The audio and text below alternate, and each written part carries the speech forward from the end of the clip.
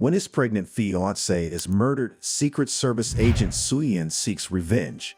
He finds the killer and forces him to swallow a GPS tracking capsule, igniting a relentless hunt for torture in I Saw the Devil. As a girl is sitting in her car at night, she tells someone on the phone about how she drives to the orphanage every month and says she'll consider raising her child out in the country as well since it's close to Seoul.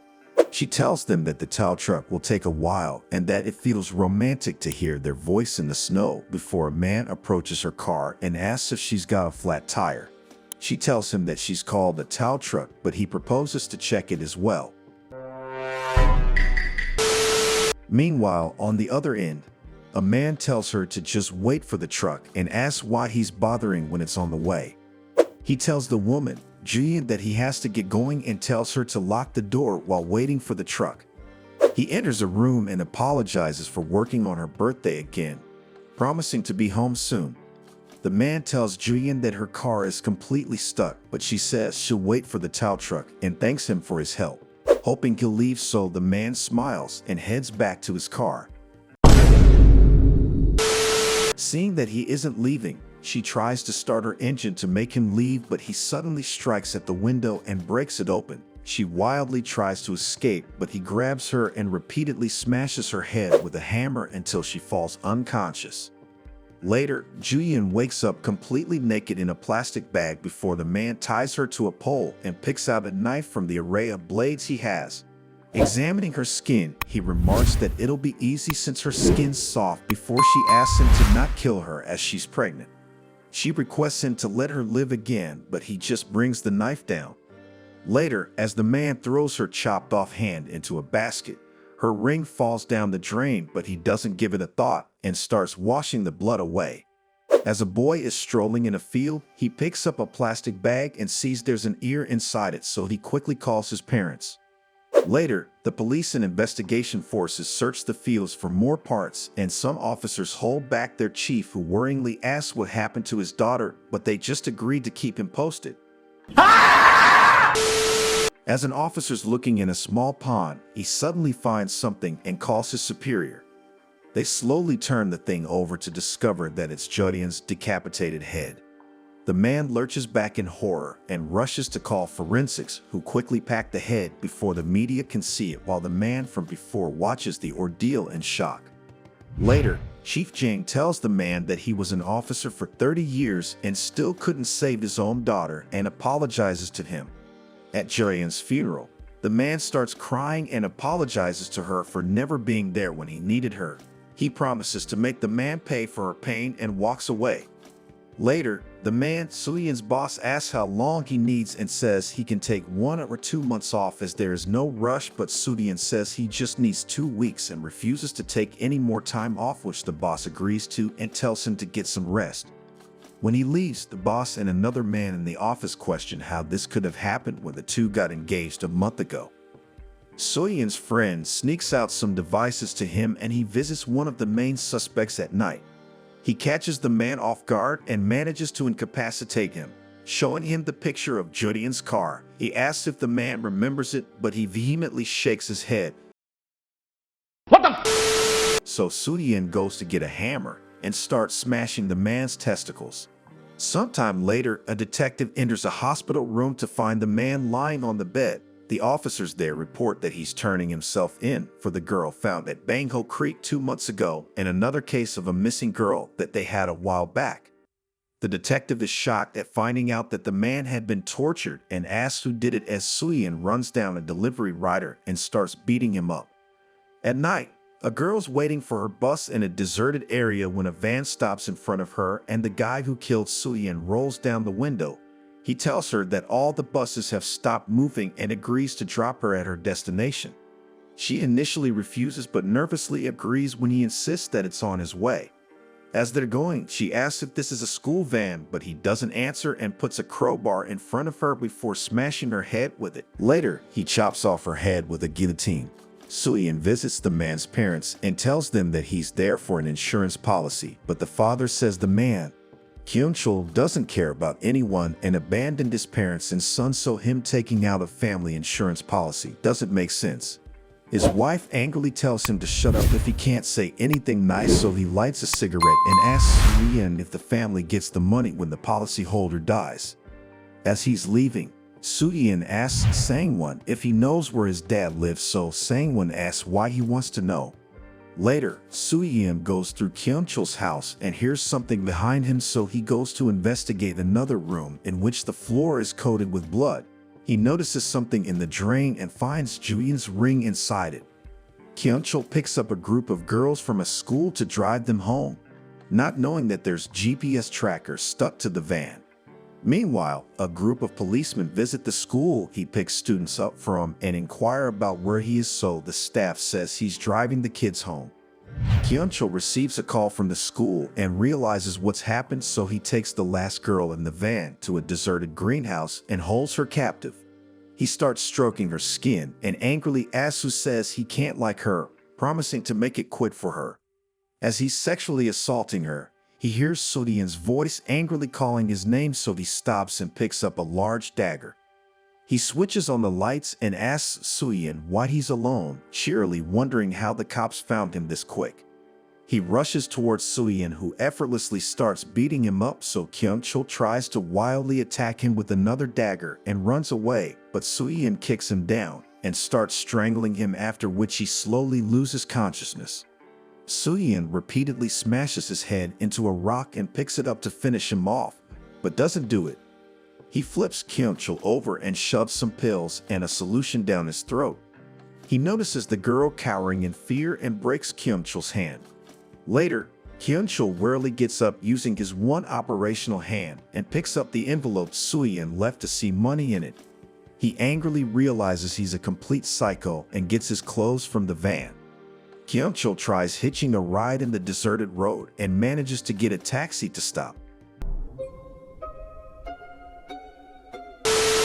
The man agrees to give him a ride and says there won't be any other cars, questioning why he's all the way out here as he slowly gets in. As they're going, the driver says it must have been hard to get a cab all the way out here and tells him that he's really lucky, gossiping about how strange things have been happening in the area, so there aren't many passengers out at nights. Noticing the man in the back, Kyung-chul starts laughing and tells them that they're really unlucky. He starts rapidly stabbing the driver in his throat and the man in the back as the car wildly swerves in the highway and hits a tree, as Soo-yeon notices that Kyung-chul has stopped moving. Kyung-chul washes his bloodstained hands and face in a nearby pond and deposits the bodies of the men there as well before walking away. He arrives at a local town and visits a doctor who assures him that the wound will heal fast and tells him to not play soccer so roughly after seeing his shirt. Kyung-chul angrily tells him to not talk down to young people like that and threatens to rip his mouth off. He asks the receptionist how old she is and if she has a boyfriend, but she doesn't answer and nervously gives him his prescription. He just throws it away and walks out, but when the nurse visits the staff room, she horrifyingly realizes he's sitting there and slowly backs away. Kyung-chul locks the door and tells her that he was about to have a really good time last night, but some guy had to come and ruin it all for him, so he's going to make this easy. He locks the other door and throws a seat, switching the lights off. He sits down and tells her to take it off. When she asks what he means, he takes his forearm sling off and tells her to strip while trying to enjoy herself a bit as well. When she doesn't move, he smashes the drawer next to him and tells her to strip before he cuts open her face. She starts crying and slowly takes off her clothes.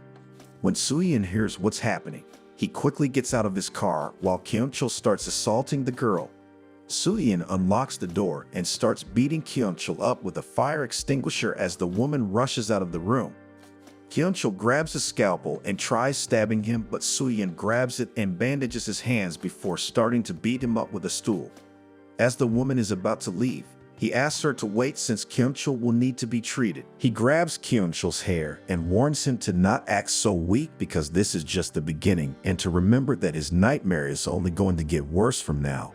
He tells the woman to look away and plug her ears as he inserts a knife deep into Kyung-chul's leg and rips the skin open. Later, Kyung-chul stumbles out of the car he stole and warily tries to look for the tracker. At night, He angrily declares that he'll accept Soo-yeon's challenge and gets out of his car to hitch a ride. Two jeeps filled with army officers stop and ask him if his car is stalled, and Soo-yeon passes by his car later. A man throws some bloody clothes, a phone, and a bag into a fireplace before giving his dog some meat as Kyung-chul slowly approaches him. Soo-yeon receives a call from Chief Jang, who asks if everything's okay, admitting he's worried. He adds that the police think HG's the one chasing after Kyung-chul and the cops are after him as well, so he was thinking Soo-yeon should drop it now since he's done enough. Soo-yeon objects, but Jang says he wants him to stop and that he'll talk to him later. His daughter, Soo-yeon, takes the phone and asks Soo-yeon how he is, so he just answers that he's busy since he's working on something. She seems skeptical and asks what kind of work it is, so he remarks that she knows what he does. She answers that she's asking about what she doesn't know and confirms if Jang gave him the police files. She says she knows how he feels but hopes he'll stop because it won't bring her back and things won't change regardless of what he does to punish the culprit. She tells him that revenge is for movies and the man's totally mad, but Soo-yeon just says he doesn't have anything to say to her. She asks why since they're practically family and if he knows how she feels these days, explaining how she keeps looking back, thinking she's being followed, and he has nothing to say. She requests him to drop it because it's pointless, but he just tells her that he has to go and says this isn't pointless before cutting the call. He starts driving again while Kyung-chul has dinner with the man and his wife. He asks him if he isn't sick of it, but the man tells him to try it and remarks that once he does, he won't be able to eat any other meat. Kyung-chul calls him crazy, so the man suddenly stops and asks what he said. He asks the man if he's gone insane from eating human meat and tells him to remember who he is. The man starts laughing and admits he must be really crazy since the meat's so good. He must have lost his mind. He slowly starts crying and wonders why he does that when he's tense. Kyung-chul gets up, so he asks him if he remembers the time they first met and tried to form a militant group to mess up the world, remarking that they weren't afraid of anything. Kyung-chul tells him to just give him a cigarette. Soo-yeon arrives at the house as the man tells Kyung-chul that the guy must probably be a family member of some girl he killed or a total maniac. He adds that he's their kind and is enjoying the hunt by continually catching and letting go of the prey, relishing in the torture and pain of his target. He tells Kyung-chul that he's screwed this time since the guy must have gone crazy after losing his girl. He laughs and tells Kyung-chul to go get some sleep while he prepares his next meal. Lying on the couch, Kyung-chul thinks of what the man said and remarks that it's amusing as the man opens his freezer and realizes he used up all the guts. He drags another girl and asks if she didn't see what happened to her sister, telling her to stop fighting or it'll be more painful. He takes off her cowl and says he'll end it quickly for her and remarks that she should have apologized a long time ago when she begs him to forgive her. He gets ready to butcher her but suddenly hears something outside and sees the door shaking. Upon turning around, he sees that she's disappeared and sees someone, so he asks him how he came in without making a sound. Meanwhile, Kyung-chul suddenly gets up as the man tells Soo-yeon he doesn't look like a monster and rushes at him. Soo-yeon stabs through the man's hand and says he'll do it just like they do. As he's about to chop off his fingers, Kyung-chul suddenly shoots and he escapes into the house. Soo-yeon grabs a spear from the house and gets ready to fight the two guys, but the man's wife attacks him from behind, so he knocks her unconscious and beats up the man as well. As Kyung-chul slowly nears them, he scatters some hooks on the ground and starts relentlessly pummeling Kyung-chul when he steps on them and falls down. The police arrive at the house the next day and take the man and his wife's corpses. The detective meets with Chief Jang and asks if he wants to know what Soo-yeon has been up to, asking him to stop him before he becomes a monster. The detective tries to convince Chief Jang that Soo-yeon's wrong and asks about his whereabouts. Meanwhile, Soo-yeon's friend patches him up and tells him that he was out for 2 days, asking him to hand Kyung-chul over, but Soo-yeon says he's far from done, revealing how it feels like a huge rock is pressing down on his chest. He says he promised Jaehyun that he'd make him feel the same pain, so it's not over. The man agrees to not say anything else and asks how the GPS capsule is working, but Soo-yeon hurriedly stops him and checks if Kyung-chul is still asleep. Later, Kyung-chul wakes up in a tunnel and wearily walks out while Soo-yeon goes to a pharmacy and asks them to give him the strongest painkillers they have. He hears Kyung-chul telling him that it's been a blast so far and asks if he wants him to guess where he is right now. He asks if his girl was Joyeon and tells him that he made a mistake by taking him for granted because he'll regret not killing him since he'll get him soon and will show him what real pain is. He adds that before she died, she said she was pregnant and begged for her life. He leaves the store and swallows some tablets, telling Soo-yeon to get here quickly. Soo-yeon rushes to the store and finds the clerk lying in a pool of blood, so he quickly tries to staunch his bleeding as Kyung-chul finds the tracker and beats up a policeman to shove the tracker down his throat instead before leaving in his car. Soo-yeon arrives at the location and realizes what's happened, wondering where he went while the detective sees the man who knew Kyung-chul and his wife getting treated and remarks that scum like them make him wish he wasn't human. He receives a call and tells the others that Kyung-chul is turning himself in. Soo-yeon visits the man in the hospital and wakes him up, questioning him about where Kyung-chul is. The man tells him that he ticked off the wrong guy because Kyung-chul always gets even. He'll go after Soo-yeon's family and turn himself in once he's done with them. He says Kyung-chul gives his victims pleasure before pain and starts laughing, so Soo-yeon asks if he thinks that's funny and rips his jaw open. Soo-yeon's friend calls him and says Kyung-chul is planning to turn himself in after doing something and is currently in Yeonhee-dong. Soo-yeon hurriedly calls the detective as someone arrives at Chief Jang's house for parcel delivery. The detective alarmingly orders an officer to send the nearest officers to the chief's house. Kyung-chul slowly stumbles through a house and looks at a frame of the chief with Joyeon, remarking that they don't look much similar, so she must have taken after her mother. He wonders what he should do to make Soo-yeon flip and starts bashing the chief's head before the gate to the house opens and Soo-yeon enters. She sees the state of the house and wonders where the chief is before Kyung-chul jumps on her. Soo-yeon arrives at the house and knocks aside any inspectors who try to stop him before the detective comes out of the house and punches him on the face, furiously asking if he has any idea of what he's done before allowing him to go in. Soo-yeon looks at Chief Jang's bloodied state before Kyung-chul calls the detective and tells him that he'll find out about what he did to Soo-yeon later. The detective shakily hands the phone to Soo-yeon. Kyung-chul tells him that he shouldn't have messed with him and asks who he thinks won. Later, the police completely cover a street and wait for Kyung-chul to arrive, so he stops his car in the middle of the road and gets out before raising his hands as a sign of surrender. Soo-yeon rapidly reverses his car, but as the police rush towards Kyung-chul's car to search it, Soo-yeon shoves him into his car and drives away. Later, Soo-yeon admits to Kyung-chul that he made a mistake and underestimated him, so he will treat him as he deserves. He rubs a cigarette on his face when Kyung-chul begs him to spare his life.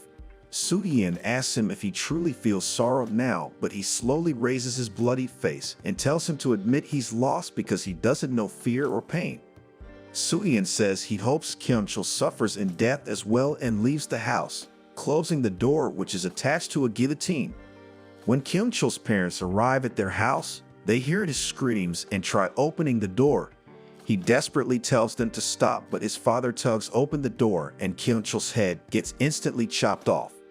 When Soo-yeon realizes Kyung-chul's died, he slowly breaks down and starts crying in pain and regret.